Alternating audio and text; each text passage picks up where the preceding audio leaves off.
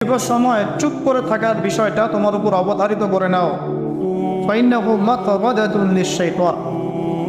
কারণ এই কাজের মধ্য দিয়ে শয়তান বিতাড়িত হয়ে যায়।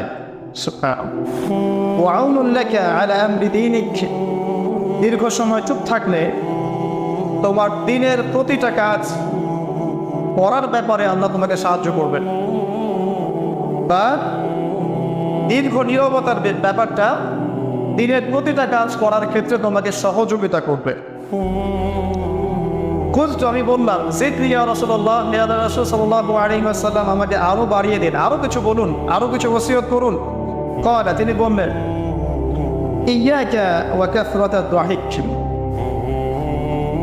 সাবধান থাকবে, বেশি বেশি হাসবে না, কারণ যারা অধিক পরিমাণে হাসে